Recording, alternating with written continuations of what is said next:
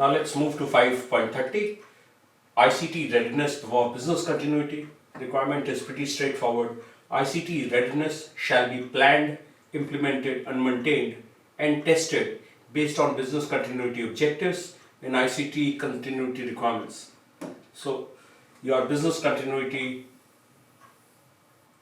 processes have to be put in place. There has to be robust planning, implementation of the plan, maintenance of the plan, and the subsequent testing associated with your business continuity, so that just in case ICT is found to be ready in business continuity situations.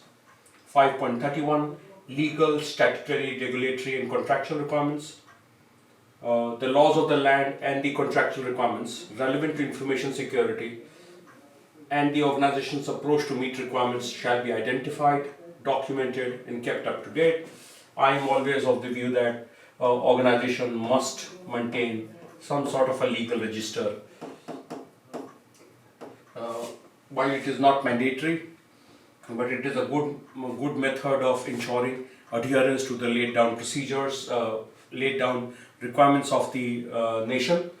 So all laws of the land along with the contractual requirements. So two separate things. One is the legal requirement, the other is the contractual requirement. All of this needs to be, this is super crucial. You cannot be not following the law of the land. So this is not just ISO 27001. Adherence to the law of the land is absolutely crucial, and whatever are the laid down contractual requirements will also need to be handled well. 5.32 intellectual property rights. Organization shall implement appropriate procedures to protect your intellectual property. How are you, what are you planning to do in terms of managing your intellectual property is a crucial aspect of information security. 5.33 protection of records. Records shall be protected from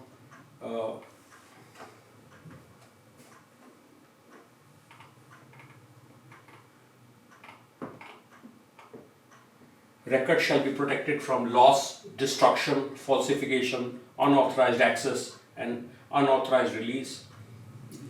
Pretty much to be done at every aspect of information security.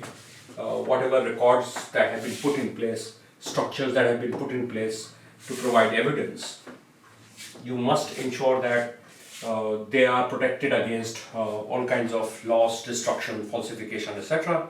Controls have to be implemented. 5.34 privacy protection of PII, dependent on what geography you serve, in keeping with the laws of the land, in keeping with the other regulatory requirements consummate to the customer location, you will have to put in place mechanisms of handling personally identifiable information. Again, the entire life cycle, from the time you acquire such information to processing this information, storing this information, and finally disseminating this information. All of that entire life cycle will need to be handled well. You may want to see whether you are in scope for a GDPR or other regulatory requirements as well, dependent on what geography you support.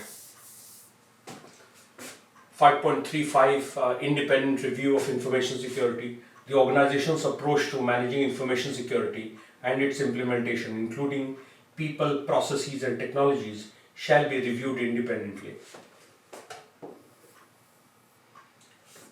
at planned intervals or when significant changes occur. So your external audit or your second party client audit could be a mechanism for you to verify that your information security is being reviewed independently. 5.36 compliance with policies, rules and standards for information security.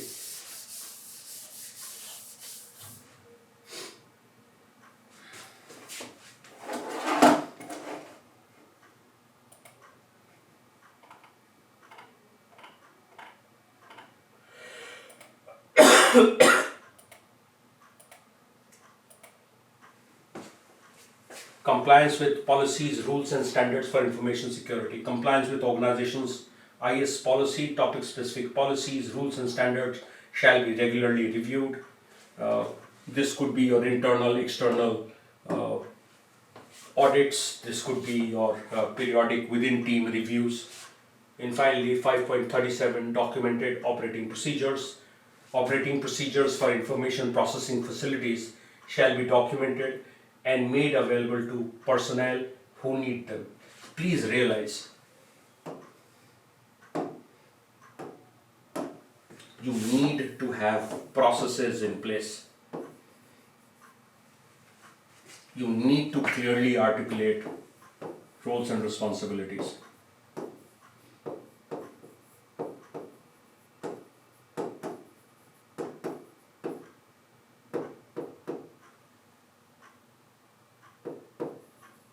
There has to be communication.